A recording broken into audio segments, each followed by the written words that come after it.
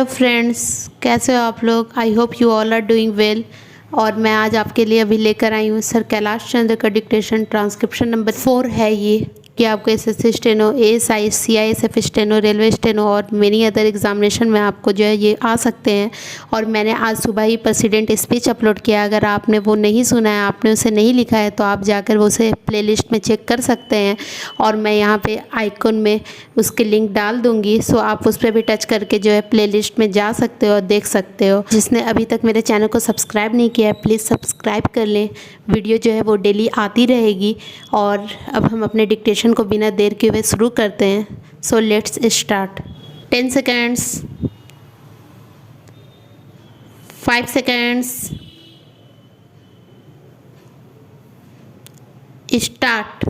Sir, the Essential Commodities Act was passed 5 years ago, and when the minister yesterday came with an amending bill, we expected that he would give us a brief report on the working of this measure for the last few years. But unfortunately, we are kept in the dark in regard to the exact working of the Act and the nature of the difficulties the minister is facing.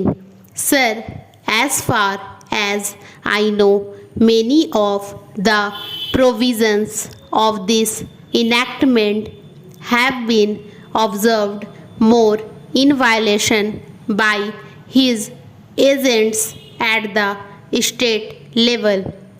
The food minister may be very earnest, may be very able, and may be very anxious to see that the various provisions of the Act are implemented in the most effective manner at the state level. But unfortunately, his agents at the state level are not equally enthusiastic or equally anxious to observe the provisions of this enactment. The most important objective of this enactment are to control the supply and distribution of commodities and to maintain a stable price level.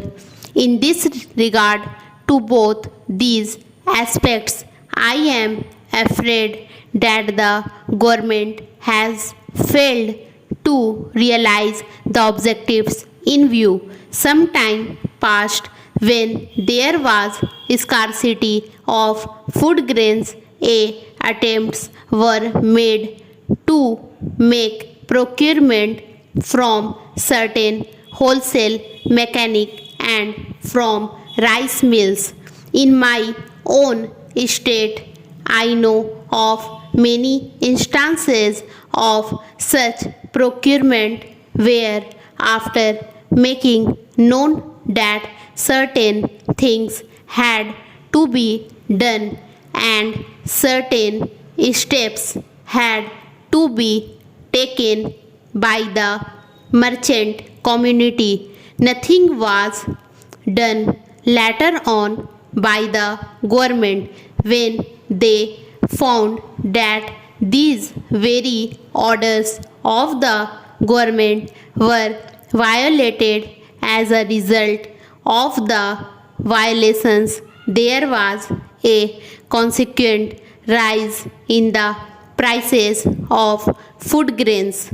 In respect of other commodities like iron and steel, paper, etc., we see a lot of speculative activities, but the provisions of the Act have not been brought to bear on them.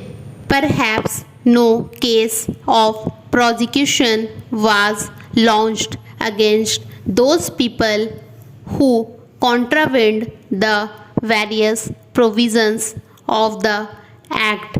We are interested to know in how many cases the government have taken steps to prosecute individuals who have violated the various sections of the Act.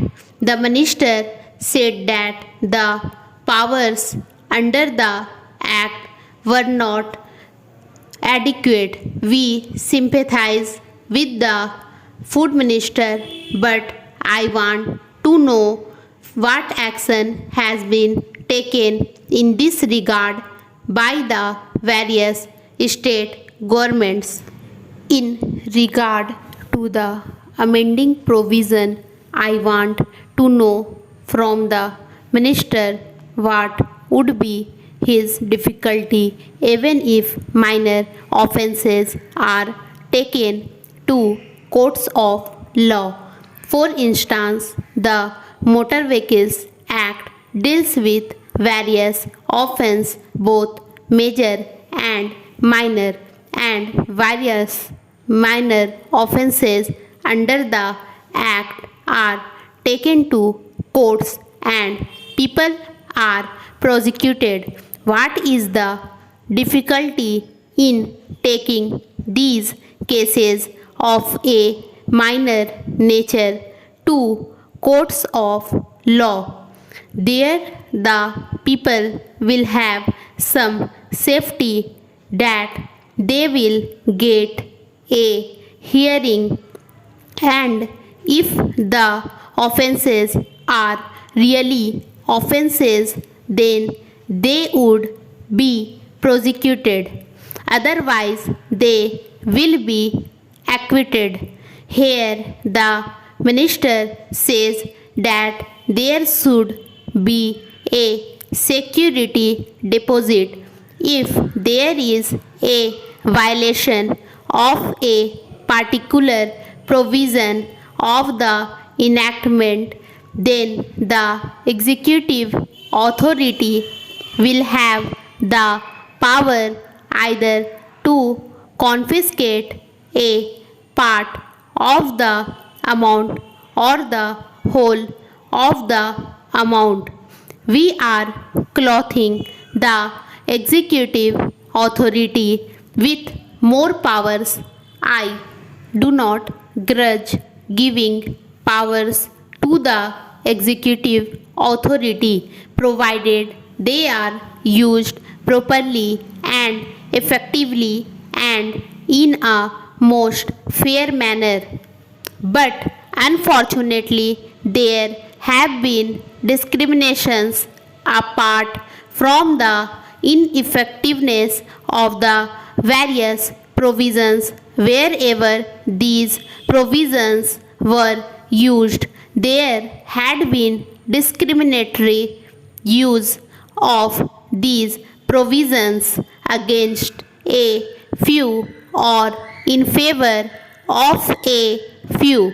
Normally, when officers are clothed with more powers, there is large scope for corruption.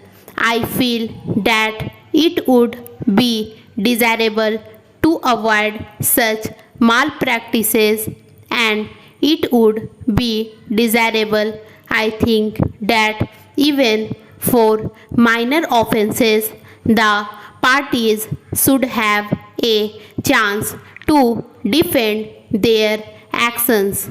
I do not think that this problem of dealing with minor offences will become complex or complicated in any way if we take them to courts of law.